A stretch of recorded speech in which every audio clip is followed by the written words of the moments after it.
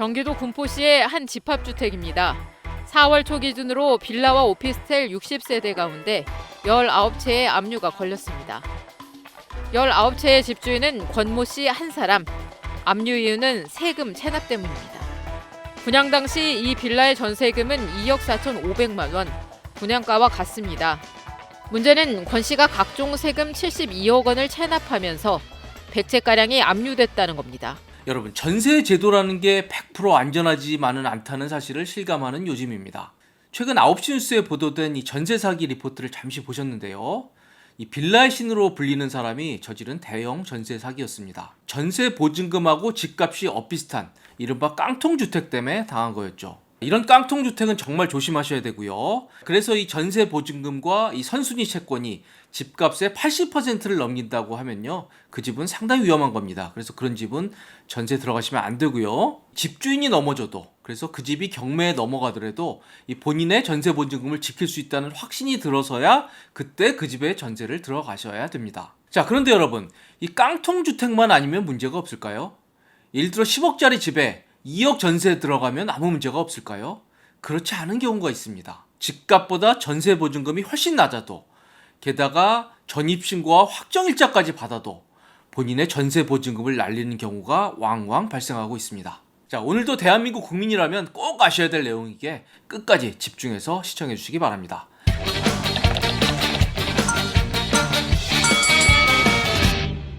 자, 오늘 소개해드릴 내용은 이 전입신고와 확정일자의 효력 발생일에 관한 얘기입니다. 자, 과거에 이 문제가 몇 차례 논란이 된 적이 있었는데요. 사례를 한번 각색해서 설명을 한번 드려보겠습니다. A씨는 매도자고 B씨는 매수자입니다. 그래서 이 두 사람은 15억 원의 아파트를 사고 팔기로 계약을 했습니다. 그런데 이 집에는 이 매도자가 그 집에 전세를 들어와서 살기로 했습니다. 뭐 이런 경우 많죠. 아파트를 사고 팔면서 집주인이 그 집에 전세 사기로 할 경우는 굉장히 흔한 경우입니다.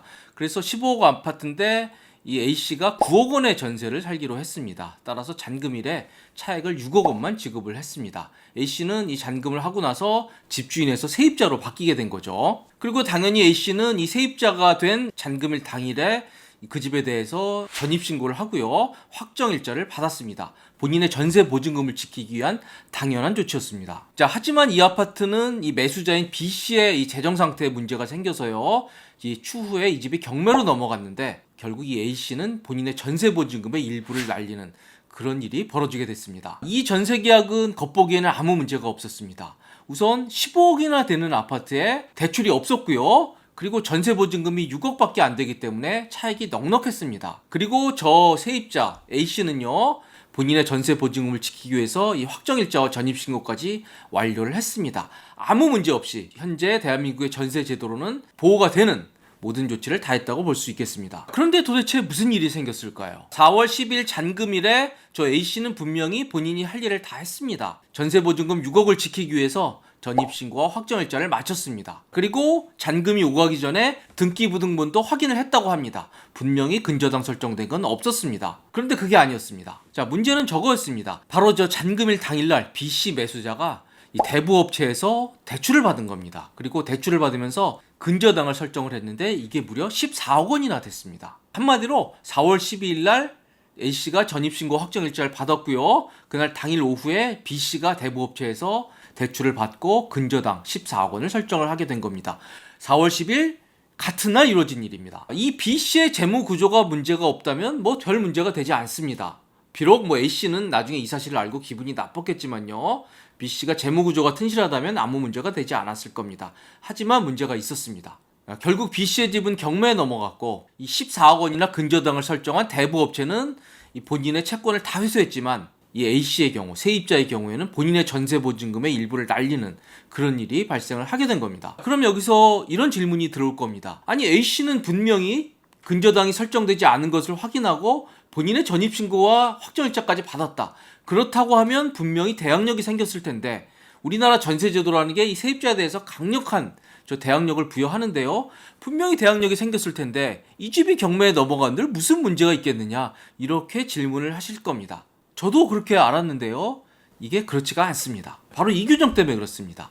주택임대차보호법 3조입니다. 임대차는 그 등기가 없는 경우에도 임차인이, 즉 세입자가 주택의 인도와 주민등록을 마친 때 그 다음 날부터 제3자에 대하여 효력이 발생한다. 이렇게 돼 있습니다. 그 다음 날부터. 바로 저게 문제가 된 겁니다. 이게 이른바 대항력의 이길 규정이라는 겁니다. 자, 다시 한번 정리해 볼게요. 분명히 A씨는 12일 날 당일날 전입신고를 마쳤습니다. 그리고 안심했겠죠. 그런데 이 전입신고의 대항력은 언제 생깁니까? 바로 다음 날 생깁니다. 정확히는 13일 새벽 0시부터 발생을 하는 겁니다. 그런데 그날 무슨 일이 있었죠? 바로 대부업체에 의해서 12일 당일날 오후에 근저당이 접수가 된 겁니다. 정확히 말하면. 전입신고의 경우에는 아까 말씀드렸듯이 그 다음날 발생을 하고요. 저 근저당의 경우에는 접수 즉시 효력을 발생을 합니다. 그 당일부터 발생을 하는 겁니다. 따라서 이 두 가지 채권은요. 근저당이 우선하게 됩니다. 근저당이 12일 날 효력을 발생하고 전입신고는 13일부터 발생을 하기 때문에 이 근저당이 선순위 채권자가 되고, 따라서 이 집이 경매에 넘어가서 결국 채권이 다 회수가 되지 않는다면 바로 선순위 채권자인 대부업체가 우선권을 갖게 되는 그런 결과가 빚어지게 된 겁니다. 이런 문제가 솔직히 자주 발생하지는 않습니다만 그래도 왕왕 발생하고 있습니다. 정말 조심하셔야 됩니다. 그럼 도대체 왜 이런 이길 규정이라는 걸 만들었을까요? 대법원은 과거 판례에서 이 취지를 이렇게 설명을 한 바가 있습니다. 주택임대차보호법에서는 이 세입자에게 강력한 대항력을 부여를 하는데요.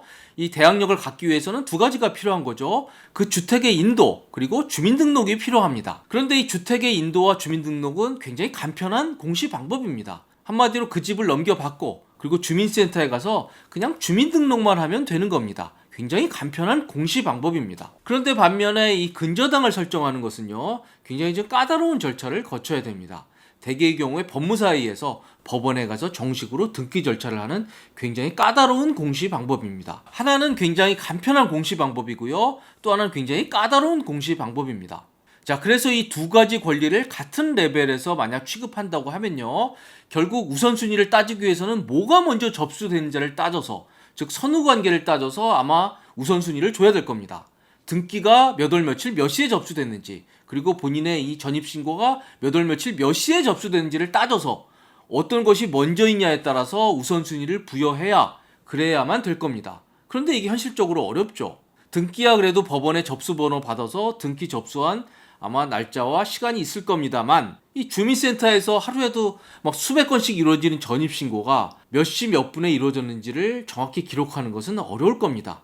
따라서 현실적으로 이 등기와 전입신고의 선후를 따져서 우선순위를 주는 것은 현실적으로 가능하지 않은 얘기입니다. 자, 그렇다고 하면 결국 이 문제를 어떻게 해결을 해야 될 것이냐? 우선순위를 하나에 줄 수밖에 없다, 이렇게 보는 겁니다. 그래서 이게 선후관계를 따지기 어렵다 그러면 이 두 권리를 어떤 하나를 우선시하도록 그렇게 규정을 해야 될 텐데요. 만일 주민등록에 대해서 그날 당일날 대항력을 부여한다면 어떤 일이 발생을 할까요? 그럴 경우 이런 문제가 있을 겁니다. 등기로 근저당까지 잡은 이 채권자의 경우에는 이 근저당을 잡으면서 분명히 그 집에 대해서 이 인도와 전입신고가 없음을 확인을 하고, 그리고 근저당을 받았음에도 불구하고 그 이후에 그날 오후에 이 전입신고와 인도가 이루어진 집에 대해서 이 두 권리가 부딪히게 되는 겁니다.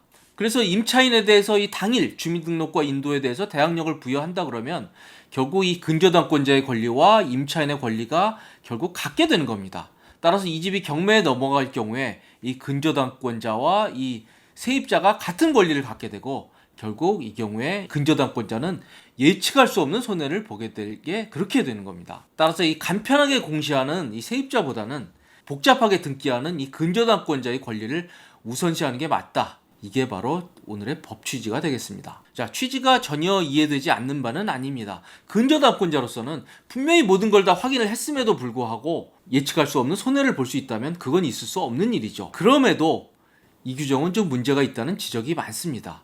대개의 경우에 이 세입자들은 약자입니다. 이런 대항력 이런 제도 잘 모르고요.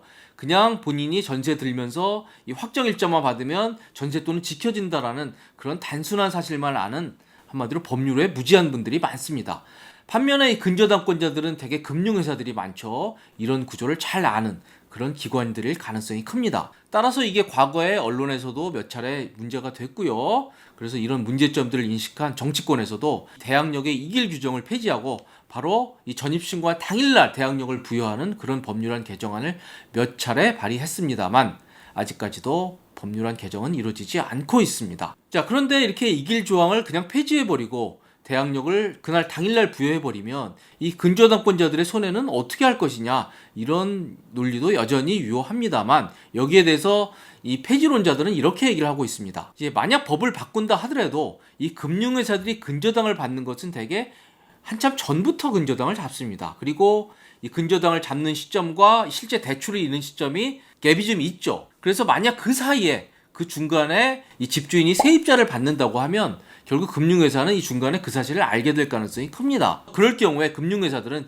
이 집주인에 대해서 세입자를 받지 않기로 한 의무를 위배했기 때문에 그 이유를 통해서 이 대출 계약을 해지해버릴 수 있는, 따라서 이 금융회사들은 손해를 보지 않는다, 이런 논리를 취하고 있습니다. 하지만 이게 금융회사의 경우에 문제가 되지 않겠지만요, 이 집을 저당 잡히는 일은 금융회사 채권도 있지만 또 개인 간 채권 채무도 있거든요. 그런 경우에 또 문제가 복잡하게 됩니다. 따라서 이런 문제 때문에 이 근저당권자의 손해가 발생할 수 있다는 이유 때문에 아직까지 법 개정은 이루어지지 않고 있습니다. 자, 이 대항력의 이길 규정 때문에 이렇게 종종 손해가 발생하고 있다면, 그리고 법이 고쳐지지 않고 있다 그러면 결국 본인이 대비하실 수밖에 없습니다. 그렇다면 어떤 점을 조심하면 이 문제를 좀 해결할 수 있을까요? 잔금 치르기 직전에 등기부등본은 마지막으로 또 한 번 확인을 하셔야 됩니다. 자, 이건 그렇게 어렵지 않고요. 저 사이트 들어가서 보시면 됩니다. 대한민국 법원 인터넷 등기소 들어가서 보시면 되고요. 등기 열람 발급을 클릭하시고요. 그리고 그 다음에 등기 신청 사건 처리 현황을 클릭하면 됩니다. 그래서 만약에 근저당이 설정이 됐다 그러면 당연히 이 근저당 설정 사실이 나오고요. 그리고 아직 설정이 되지 않고 접수만 됐다고 하더라도 그 내용이 나옵니다. 바로 신청 사건 처리 중, 이렇게 나옵니다.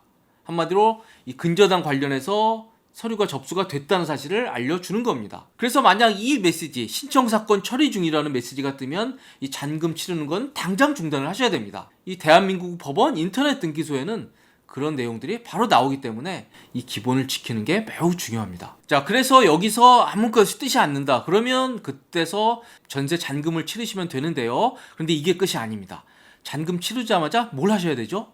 그렇습니다. 그 즉시입니다. 바로 이 전입신고를 하셔야 됩니다. 자, 오늘은 바쁘니 내일 아침 일찍 하겠다, 그러지 마십시오. 잔금 치른 바로 그날 당일날 바로 전입신고를 해야 되는 겁니다. 이 동사무소 갈 시간이 없다, 그럴 경우에 어떻게 하죠? 온라인으로 됩니다. 바로 저 정부24에 들어가면 저 전입신고 보이시죠? 저기 들어가서 온라인으로 전입신고를 하시면 됩니다. 작년부터 이 전월세 신고제라는 게 도입이 됐습니다. 그래서 어차피 이 전월세는 신고를 하셔야 되는데요, 바로 정부24에 들어가면 이 간편하게 전입신고를 하실 수가 있습니다.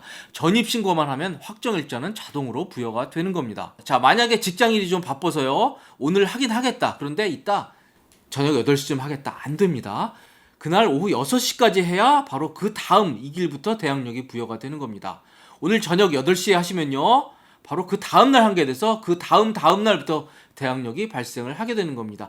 절대로 그날 6시까지 해야 되는 거는 잊지 말으시기 바랍니다. 그런데 안타까운 건 이렇게 서둘러서 그날 전입신고를 해도요, 제가 아까 모두에 말씀드린 사례처럼 당하는 경우가 발생을 할 수는 있습니다. 왜요? 대항력은 전입신고한 다음날부터 대항력이 발생을 하는 반면에 본인이 전입신고한 이후에 설정된 근저당은 그 즉시부터 효력을 발생하기 때문에 그렇습니다. 그러면 어떻게 할까요? 이럴 경우에도 방법은 있습니다. 집주인과 계약서를 작성할 때 특약을 작성해야 됩니다. 이게 너무너무 중요한데요, 특약에 이렇게 넣으셔야 됩니다. 특약은요, 이 집주인은 이 세입자가 전입신고한 날, 그리고 그날부터 최소 며칠 동안은 절대로 근저당을 설정하지 않는다라고 특약에 명시하십시오. 그리고 만약에 이 약속을 어길 경우에 특별한 손해배상을 한다고 명시를 하십시오. 이게 아주 중요합니다. 물론 이 집주인이 이렇게 특약 넣고요, 그리고 그거 무시하고 이 세입자 전입신고한 당일 오후에 뭐 근저당 설정하면 그건 물리적으로 막을 방법은 없습니다. 하지만 결국 이건 나중에 손해배상의 중요한 근거가 되고요, 그리고 집주인한테 허튼 짓 못하도록 하는 이 강력한 압박 수단도 될 것입니다. 이 특약 기재 잊지 마시고요, 그리고 이 방송 시청하시는 이 공인중개사분들도 이 점은 좀 놓치지 말고 꼭 특약에 들어갈 수 있게 그렇게 안내해 주시기를 부탁드리겠습니다. 자, 그리고 여러분 요즘 많이 하시는데요, 이 전세보증보험 가입도 도움이 됩니다. 전세보증보험은요, 이 가입 과정에서 이 보증기관들이 이것저것을 따지거든요. 그리고 이런저런 서류들을 요구합니다. 그래서 이런저런 서류를 따는 과정에서 이런 대항력에 대한 것도 세입자가 좀 알게 되시고, 그리고 좀 더 꼼꼼하게 좀 지켜볼 수 있기 때문에 이런 사고를 막는 데 도움이 된다고 저는 생각을 합니다. 자, 그래서 제가 오늘 설명드린 이런 안전장치, 이런 주의사항만 지키시면요, 오늘 설명드린 이 전세 사기는 상당 부분 막을 수 있습니다. 자, 오늘의 결론은 이렇게 한번 요약을 해보겠습니다. 대한민국 전세 제도라는 게 세입자 입장에서는 굉장히 안전한 제도다. 하지만 이 과정에서 꼭 지켜야 될 부분들도 적지 않다. 특히 이 집값에 비해서 전세 보증금이 과도한 이 깡통 주택의 경우에는 절대로 전세에 들어가면 안 된다. 그리고 설사 깡통 주택이 아니라고 하더라도 이 대항력의 이길 규정 때문에 문제가 생길 경우가 있다. 따라서 이러저러한 안전장치를 갖출 필요가 있다. 꼭 조심해야 본인의 전세돈을 지킬 수 있다. 이렇게 요약을 할 수가 있겠습니다. 자, 저희는 지금까지 이 대항력의 이길 규정에 대해서 자세히 알아봤습니다. 오늘도 도움이 되셨다면 구독과 좋아요 꼭 부탁드리겠습니다. 시청해주셔서 감사드립니다.